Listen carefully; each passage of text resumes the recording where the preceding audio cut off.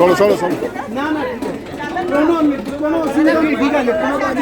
Actually আমি যখন এলাম তখন দেখলাম একটি মহিলা গায়ে মানে পুড়ে গেছে, তখন আগুনটা নিভে গেছে, পুড়ে গেছে, হাতের চামড়াগুলো ঘষে ঘষে পড়ছিল, এই জায়গাটায় বসেছিল। এখন তার আগে কি হয়েছে আমি জানি না, এক্স্যাক্টলি আমি দেখিনি। ও যা বললো তাতে বুঝলাম যে ও খড়দায় মানে খড়দায় বাড়ি, এখানেও বাজার করতে এসেছিল। ওগুলো ফেরার সময় হয়তো ও যা বলছে ওর হাজব্যান্ড এবং তার সঙ্গে দুটি ছেলে ছিল, তার এরকম কিছু একটা ঘটেছে। মানে এক্স্যাক্ট কি ঘটনা বলতে পারবো না। পুরো পুড়ে গেছিল? হ্যাঁ, হাত পা সবই পুড়ে গেছে, বুক মুখ সবই পুড়ে গেছে। তার পুলিশ এসেছিল? হ্যাঁ, বিশেষ নয়, সঙ্গে সঙ্গে ওরাই তো নিয়ে গেল। কোথায় নিয়ে গেছে? মিডল্যান্ডে নিয়ে গেল, তারপর শুনলাম ওখান থেকে সাগর দত্তে নিয়ে গেছে।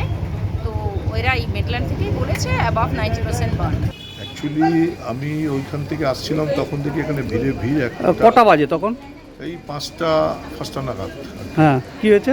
একটা মহিলা দেখছি ছটফট করে এখানে কাঁদলাচ্ছে, তারপরে এখানে পাড়ার লোক সব ছুটে ছুটে এলো, তো দেখছি যে পুরো চামড়া গলে গলে পড়ছে একদম। তো ওনাকে দেখে পুরো বার্ন হয়ে গেছে, সবগুলো পুরো চুলফুল, মাথা ফাতা সব পুরো ছাড়িয়ে হয়ে গেছে। তো লাস্টের সঙ্গে সঙ্গে আমি পুলিশকে ফোন করি, পুলিশ আসে, পুলিশ এসে পুরো ক্রাইম সিনের ওখানে দাঁড়ায় এবং ওনাকে পুরো রেকর্ড করে কী কারণে করেছে, কী বৃত্তান্ত। তাতে করে উনি ওনার স্বামীর নামটা বারবার বলছে। স্বামীর নামটা বলেছে? স্বামীর নাম বলছে, যে স্বামী কী নাম, সে ছিল বাইকে, আরও দুটো ছেলে ছিল, এসে নাকি ওর গায়ে পেট্রোল ঢেলে দিয়ে আগুন দিয়েই বাইক নিয়ে পালিয়ে যায় চম্পটদায়।